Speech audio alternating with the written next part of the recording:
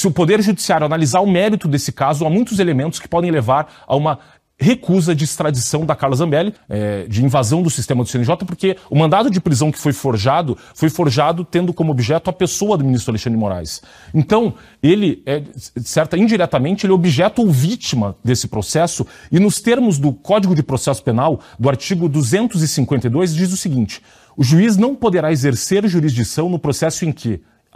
inciso 4, ele próprio ou seu cônjuge,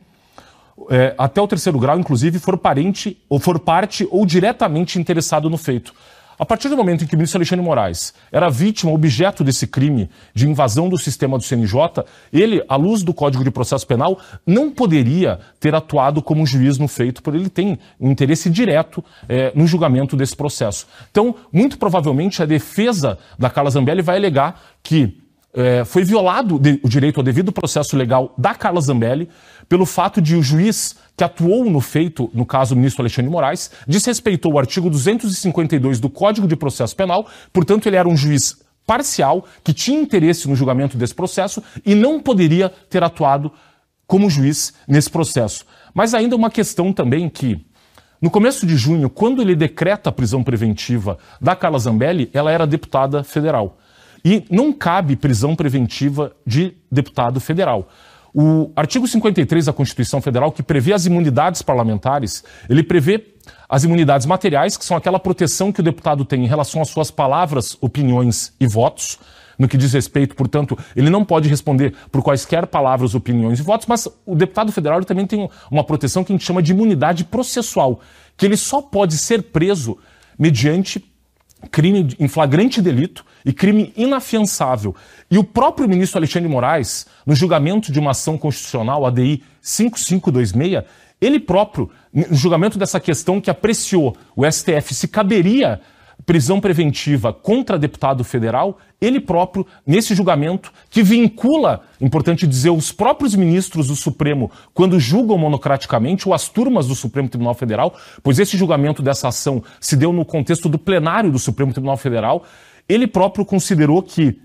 não pode ser aplicada prisão preventiva contra deputados federais. E, portanto, a partir do momento que, no começo de junho, ele decretou essa prisão preventiva sob o risco de fuga da deputada, ele violou a imunidade parlamentar processual da deputada, incidindo também numa violação ao devido processo legal no caso de um parlamentar. Então você tem aí, no mínimo, duas ilegalidades dentro desse processo que podem ser alegadas pela defesa da Carla Zambelli. Mas ainda um terceiro motivo, uma terceira razão que pode ser invocada pela defesa da Carla Zambelli, que, ao decretar a prisão preventiva da Zambelli, o ministro Alexandre de Moraes decretou também outras medidas cautelares. Outras medidas cautelares direcionadas não só a Carla Zambelli, mas que também atingiram o seu filho e a sua mãe, que era o caso da proibição de utilização de redes sociais. E há um princípio muito caro do direito penal, que é o princípio previsto no inciso 45, artigo 5º da Constituição Federal, que é o princípio da intranscendência da pena, o princípio da pessoalidade da pena, que diz o seguinte: nenhuma pena poderá passar da pessoa do acusado. Ou seja, um terceiro não pode ser responsabilizado criminalmente pelo ato de outrem. No caso, quando o ministro Alexandre de Moraes estende uma medida cautelar nesse processo para além da pessoa da Carla Zambelli, atingindo seu filho e a sua mãe, relativamente à proibição de utilização de redes sociais, ele violou e responsabilizou terceiros pelo ato da Carla Zambelli, e isso fere o artigo 5º, inciso 45 da Constituição Federal. E para além disso, o filho da Carla Zambelli, pelo fato de ele ser menor de idade, ele é adolescente, tem 17 anos de idade, ele tem a proteção do ECA. E o ECA, que é o Estatuto da Criança e do Adolescente, ele prevê o seguinte, no seu artigo 16. O direito à liberdade,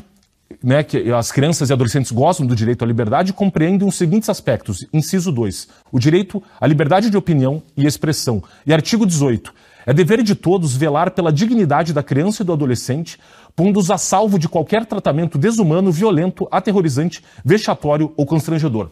Então, eu vejo grande parte hoje da imprensa dizendo, olha, provavelmente a Carla Zambelli vai ser extraditada. Não me parece que vai ser esse o resultado do julgamento, porque, à luz de todos esses elementos que eu trouxe desse caso,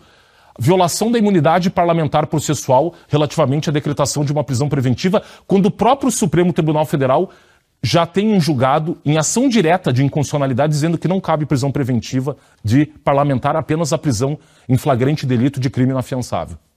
Na questão do julgamento por um juiz parcial, ele violou o princípio da imparcialidade ao violar o artigo 252 do Código de Processo Penal. Se o Alexandre de Moraes era vítima desse crime de invasão do sistema de CNJ, ele não poderia ter participado desse julgamento e pior, ele não apenas participou do julgamento, mas ele foi o relator do caso dessa ação criminal perante o Supremo Tribunal Federal. Para além disso, a violação do artigo 5º, inciso 45, que prevê ali o princípio da intranscendência da pena e que, portanto, ao estender uma penalidade para o filho e para a mãe da Carla Zambelli, há mais uma violação do direito ao devido processo legal. Então, me parece que, à luz do tratado celebrado entre Itália e Brasil, e que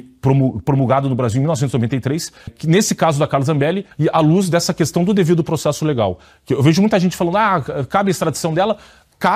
caberia, mas ninguém tem falado dessa questão do mérito do processo, do devido processo, se foi respeitado ou não pelo STF, e esses pontos que eu trouxe são muito sensíveis, e me parece que o Poder Judiciário italiano fazendo uma análise desse caso, a mera presença do Alexandre de Moraes como julgador desse caso, tendo sido vítima desse crime, já coloca em xeque o direito ao devido processo legal da Carla Zambelli.